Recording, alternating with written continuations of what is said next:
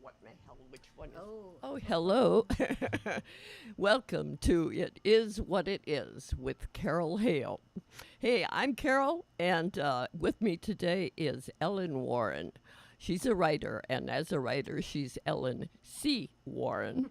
And so Ellen she lives in River West, and she very active in things, and she is very active in care of animals, her love and care of animals. And today, Ellen is with us because Ellen adopted a dog, a beagle. Francie. It's a deer beagle, and Ellen, she she saved this dog. It had been a laboratory test animal. And I guess what they do with these animals when they're finished, I think they put them down, kill them. And so Ellen, she, she, she redeemed this animal. And so Ellen, she works with horses regularly. She's a horse lover. And she has Francie the dog.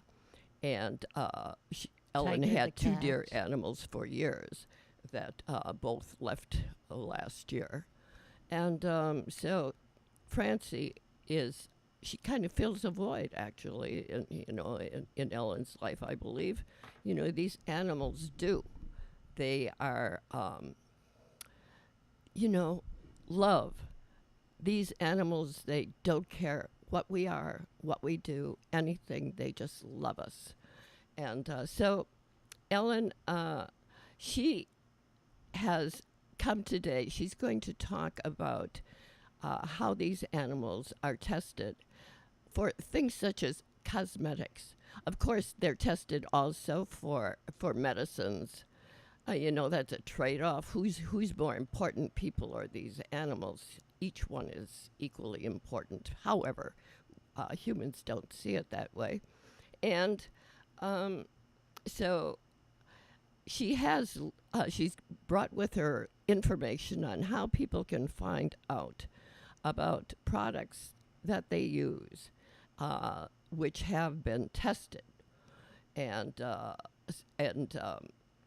it's worth paying attention to, because of our cruelty to the earth and the animals continues ever increasingly, and if we can do anything to help these animals, we must. So Ellen is here, and glad to have you, Ellen. Yeah. Thank you. Yeah. Is my microphone on? Oh, yeah. Okay. Hi. Yeah, this is me, Ellen. I am happy to be here with Carol, and I'm going to tell you a little bit about the Beagle Freedom Project, which is where my Francie came from.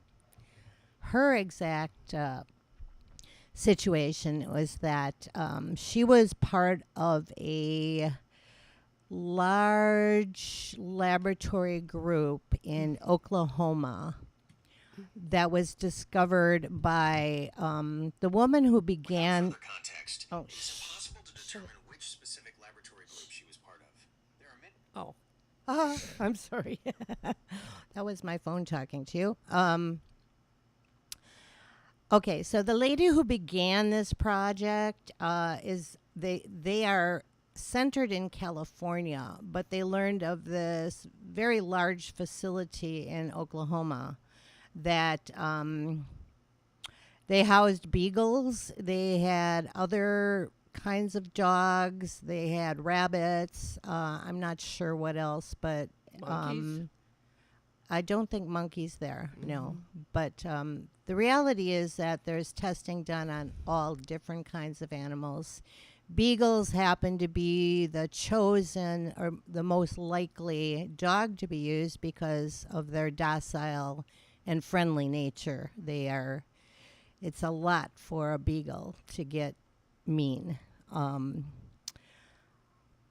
I'll go into that later with my Francie. But anyway, she was at this facility, and it ended up that the woman told them that if they would sell them the land and close the laboratory, she would buy it from them because they had the ability to do that, and they wanted to take that particular site out of existence. So that's what happened. And so I think there was like a few hundred beagles there, and other animals, as I said, and they do their best to get everybody adopted out into homes. Excuse me, are these beagles raised specifically to be used as test animals, lab animals? I can't answer that with certainty, but I'm pretty sure because I've heard that. I've heard that there are places that breed entirely for laboratory testing. And these are, like Francie and most of her fellow beagles lived outside in open air cages, kennels kind of, when they were not being used. But when they were being used, they were taken into, must have been a pretty dark, awful place, and kept in small cages in there. I can tell you that one of Francie's particular fears, she's gotten over it now, but when I first got her, she was terrified of going upstairs. They carried her up into this laboratory because she turned into a frozen, she just froze in my arms and cried. And now she'll go upstairs, but there was a few things. Oddly enough, she's afraid of other animals. And I know that one of the tests that was done on her, I learned, was that she was infested with fleas and ticks. And they did all kinds of different testing of those kind of things that you probably put on your dogs to keep them from getting ticks and fleas. But that is I don't know why she has a thing about you can't put your face in front of her face because she gets mean. It scares her. And she's afraid, I started to say, she's afraid of other animals. And I have no idea how that happened, but it turns in, her fear is meanness. She gets mean. So many people out in this area can tell you how I've told them that they can't let their dog near her, at least for now, because she might attack it, even if it's big. Yeah, because she gets so scared. When was it that you adopted her? Or that I you got took her in December, early December. Yeah. I don't know. I guess Carol wants me to talk about. I would like to just tell you once again, name this organization. It's called the Beagle Freedom Project, and that's just BFP.org, I think, is the way you can find them online. Here, I'm going to hold that up here. I think that'll show BFP.org. the one you have in your hand. Oh, okay. Yeah, just. And I don't know. if you want to be in any way supportive of them, get on their website, and if you'd be interested in adopting an animal, they always have animals that need to find new homes. They do the animals from the laboratory tests, and they also help out. Like they just took 100 of the 400 Shih Tzus that were found in a hoarding breeding situation where these little dogs were like 4, 5, 6 to a small kennel. They're finding homes for 100 of those. Where was that? That was in Kansas. Yeah. There's a lot more of this kind of stuff than people have any idea. There are at least 144 laboratories in this country that still test on animals. I have different material here with me that I can share, like if you're interested in my naming some of the products that use or don't use animal testing, you'd be very surprised to Sure. find out that Sure, like just an example of that. most yeah. of the most of your most commonly used products, these are the ones that test on animals. I have a big list of them. L'Oreal, Maybelline, Dove, Crest, Pond's, Revlon, AccuView, Secret, Colgate, Clorox, Almay, Downy, Axe, Chapstick, Neutrogena. That made me so sad. Neutrogena, Listerine, Maybelline, Off, SC Johnson, and there's a whole lot more. Oh, that sounds on like this everything list. I have in my cabinets. Exactly. I'm going to tell you the ones on the no that do not test, just so you can keep in mind and try to switch over to some of these. They're like the NYX cosmetics that they sell at Walgreens. That's something I buy. Trader Joe's does not test. Tom's does not test. Wet n Wild does not test. Paul Mitchell, Milk, BioClean, Better Life, Cover FX, Ecos, CoverGirl, St. Ives, Seventh Generation.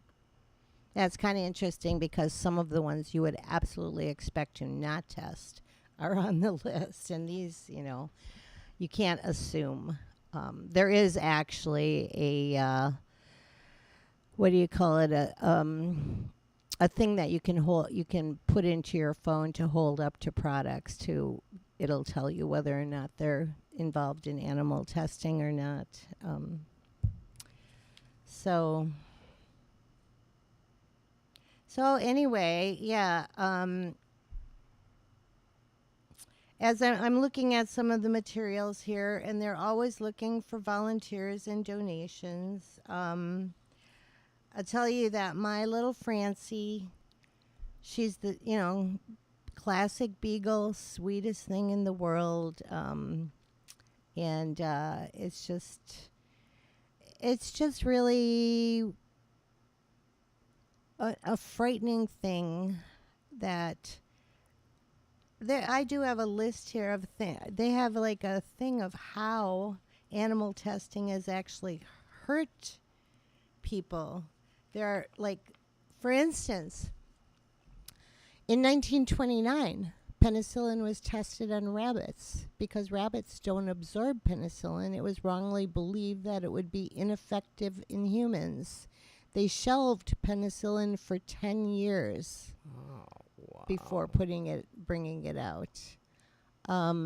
We have cured mice of cancer for decades, and it simply didn't work in humans.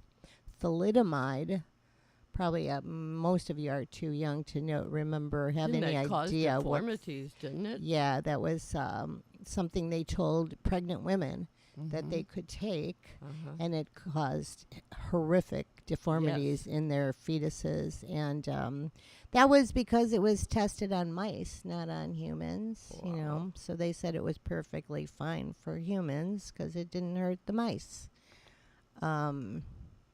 For decades, tobacco corporations were able to convince regulators and much of the medical community that smoking didn't cause cancer by pointing to misleading animal studies.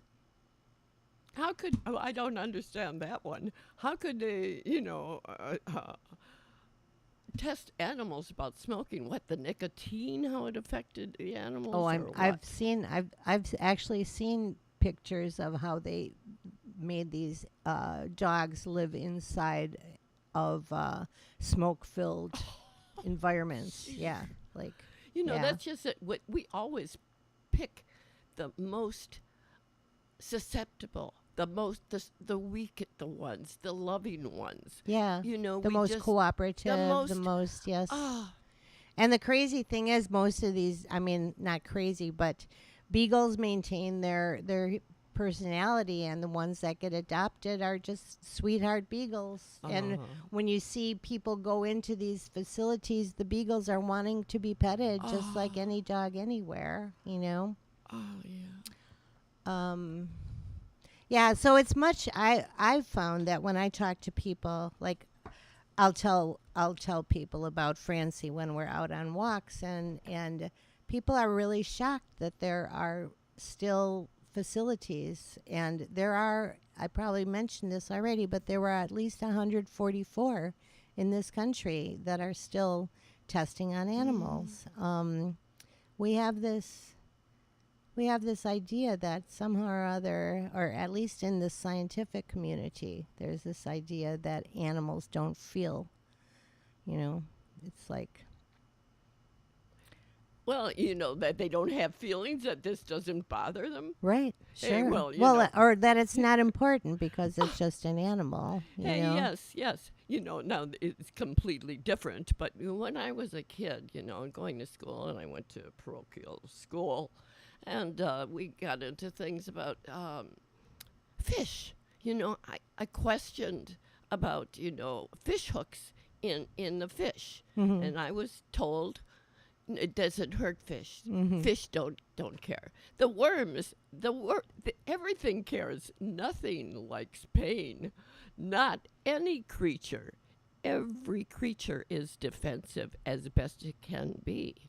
So yes, Right. Well, yeah. I mean, the scientists feel that if they haven't proven that something feels pain, then it doesn't. You know, and I mean, yeah, you and me both. With I stopped fishing when I was like, I cannot put a hook in a worm anymore. It was like, but yeah, I'm over the top that way. I'm extreme. Are you still about that? Do you not fish, or Oh, do I you don't fish. No, Yeah, I fished as a kid, but it was because that's what we did. We went camping and we went fishing. You know, so. But I eat fish, and I have to. You know, there's certain dichotomies. There are certain realities about the fact, you know, whether you eat meat or not, and all that kind of stuff, and how you feel about animals. And we're not, you know, like, I don't, well, Carol's friend told me that 30 years ago, she had been working a short temp job at St. Luke's Hospital on 27th in Oklahoma. And she was actually shown a laboratory that she met. You know, she saw these dogs with electrodes all over them and stuff. And That was Susanna, right? yeah. Uh-huh. And so I called there yesterday. I called to see if that was still in existence. And I talked to two different people, and they weren't absolutely sure, but they were pretty sure that no longer existed on their campus over there. But it's like it's that close to home, really. I mean, it's not something that they're going to advertise to the public, you know, but I don't know. I know Madison still has that going on, animal testing, at the university. There's, I don't have my list of the facilities anymore, so I couldn't bring that with me, but. Hey, but and where can people find these lists? Perhaps you already said that, and I don't remember. Well, it would be, you know, going to the bfp.org to the Beagle Freedom Project. But apart from beagles, I mean, is it all the testing or the project? It's not exclusively beagles, no. Right. It's But it's all called the animals. beagle, Yeah. yeah. Well, because they're originally they were kind of causing the the ending of laboratories. They're one of their goals is to help stop this, and so they were like putting their energy into the laboratories that were mainly using beagles, you know. But like I said, they are, you know, I know there's other dogs, there are rabbits, there are cats, there are monkeys, obviously rats, and mice. But I still have a photo that I clipped from something. It was a photo of a mother, a mother monkey. I forget what kind of monkey it was, but I think like a rhesus, and in the photo, her small baby clinging to her, looking terrified. yeah. They were laboratory animals. My God, I when I see that photo, and I really I don't look at it often because it makes you cry Yeah. just to look at it. Yeah. The terrified look in that little baby monkey's face. Oh Yeah. God. I So- learned something very interesting years ago. I lived in Mexico on the Yucatan, and I have a friend who is lived there always, and he's a local. And after one of their big hurricanes, he ended up with a little monkey that he raised for as long as he could. She died from a disease, but he told me that there is no such the only way that you can get a baby monkey away from the mother is to kill the mother. So anytime you see a pet monkey, you know that the mother was killed to get that animal. Yeah, they don't let him go. Oh, I had umpteen years ago, a boyfriend gave me a monkey. No as way. a gift. I didn't want a monkey. It was insanity. Well, they're not meant to be Oh pets. no, yeah. no, and it was all over the house. It was a horrendous mistake, and I don't recall what became of that monkey. I know I couldn't have it, and my boyfriend, I guess he found some other place for it. I don't know where he got it, but that was horrible. Yeah, so that little yeah. monkey, I wanted a monkey when I was a kid, Oh. but I mean, obviously, you don't know. When I was a kid, I wanted like I was going to grow up and have every animal that you could possibly fit onto the earth, because I was just going to be like, I was thinking about this earlier, like Hearst. I don't know. Hearst had out in California at San Simeon, his castle was surrounded by acres and acres of all different kinds of terrain, that he had every kind of animal on the earth out there, from Were they elephants free roaming? to, yeah, they were Free free roaming. roaming. But yeah, I wanted that. But now I mean, as I got older, I realized how ridiculous it is to take animals out of the wild and make them live where you want them to Jeez. live. Oh, Yeah. wow. Hey, the Center Street Festival is coming up on the 16th, I believe.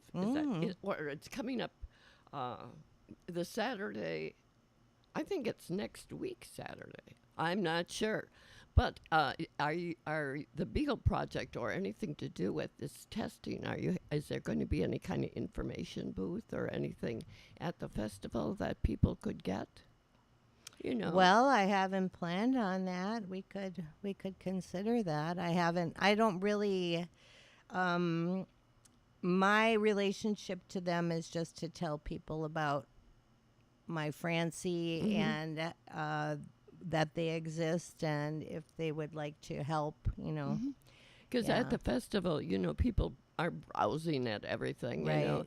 and if there was a Yeah, I could picture of I a could ask them beagle, to send me a bunch of or stuff. something of that. Kind of quick turnover, but And I have to look again to see when the festival is, but it's coming up here soon. well, this weekend is yeah, we're already. It's not this weekend. Oh no, I that. know it's not Yeah. this weekend. I'm looking at the River West Currents, for which Ellen writes for the Currents. And Since 2005. since, wow, wow. Saturday, oh, I have to put glasses on, folks. Uh-oh. I'm not sure. So it's a Saturday. It's so coming it's up. going to be, let's see.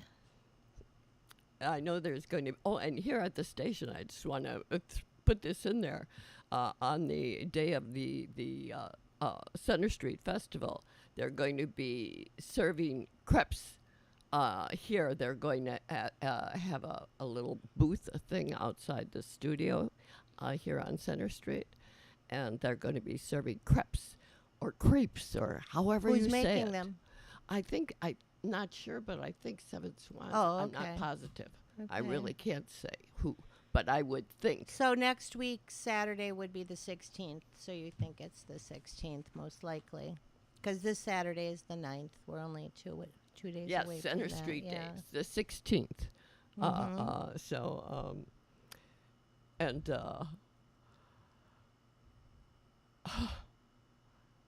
Is this a call-in program? no, folks, you can't call in. You can write in. Some people have. And it's been Let's very see. positive, actually, I have to say. I was very pleased with that.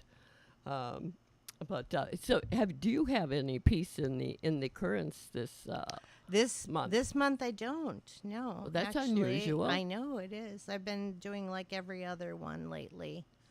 I think my most recent one was the two Mary Bridgets, the young women who work for Kinship as missionaries. It was a Really? really interesting story. Yes. Missionaries. Yes, I was going to, everybody knows Rabbi. I was invited to Rabbi's for Passover, and I didn't know who else would be there. Well, Desmond was going to be there, but there was this bunch of young people, and they were great. And it turned out they all work for Kinship. And toward the end of the dinner, one of them was looking at his rings and said, "Oh, you mean a poor little missionary like me could afford one of those?" And I just went, "Missionary?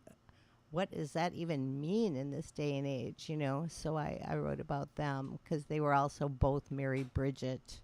And they both look like sisters, and they were like just so fun. They're such fun, lovely people. Doesn't it seems to me in the paper I see that the Kinship, do they distribute food or give Kinship is food? the food bank at Casimir's, at St. Casimir's. Uh-huh. Twice a week they give out food. They do dinners. They have meals there, and then Kinship has also opened a really wonderful cafe on MLK in what's called the Thrive Building, which is like about 1900 North Martin Luther King Boulevard. It's a big old Gimbels building that was now turned into a number. I go there to give blood. The Versity is there. Yes, you do that. I do that. No, I do that. I have yes. never given blood. I told you that. I've never given blood. It used to scare me too, I've Carol, never but taken it either. I Yeah. refused transfusions twice in my life when they wanted me to have them. No, I didn't take Well, blood. if you were gonna die, I think you'd well, take I it. wasn't. Yeah. I wasn't. I don't know, but I was in serious shape. I was so afraid of having of needles when I was younger that in high school I stayed home the day we were going to prick our finger to find out what blood type we have. So I didn't even find out till like 2001 when I started giving blood. That's when I found out what kind of blood I had. blood type